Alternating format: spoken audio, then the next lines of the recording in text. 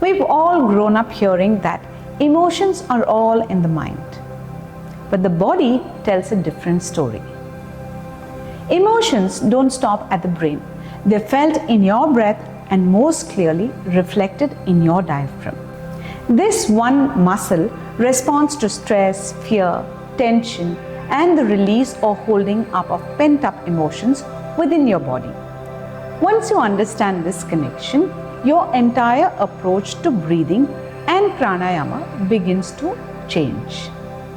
When something emotional happens, for example, a shocking incident, a heated argument, or even an anxious moment, the first muscle to react is not your shoulders, not the muscles of your jaws, but your diaphragm. And this is not a random action. So what is the connection behind this? The diaphragm is controlled by a nerve called the phrenic nerve, which communicates directly with the brain stem and is closely influenced by the limbic system, the part of the brain involved in emotion and threat perception. The moment the brain senses something intense, signals travel all the way through the phrenic nerve and the diaphragm tightens automatically. This happens even before a conscious thought arises, and it's a protective and a reflexive response. And that's why you feel breathless when you cry, or the reason why you feel short of breath when you're in fear or while anxious. The entire breathing pattern changes and revolves around the chest area. Breathing then becomes shallow and effortful despite having healthy lungs. Have you ever noticed the sigh of relief, as we call it, that comes out without even thinking, and instantly you feel lighter? That sigh is not accidental. Think of a pressure cooker. Your body works the same way. When emotional pressure builds up, the diaphragm holds, and that sigh is the release of pent-up emotions, just like steam escaping from a cooker.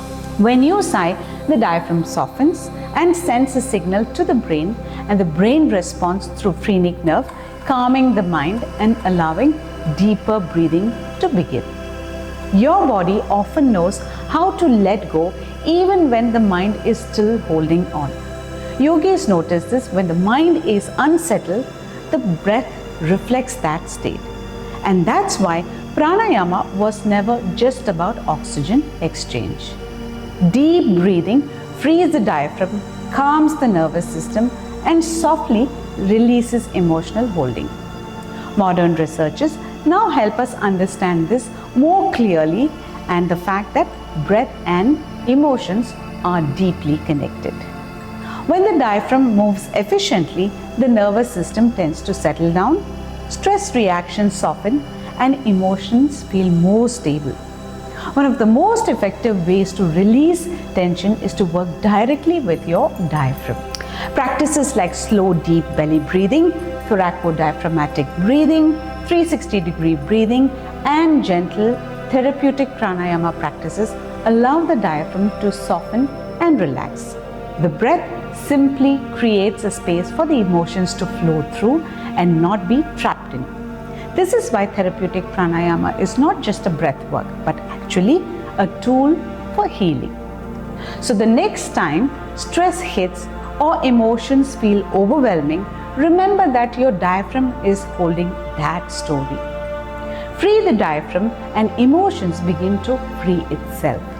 If you would like to explore yoga in a therapeutic manner, thoughtful way, and deeply respectful of the body, you're always welcome to learn with us at Pratimoksha.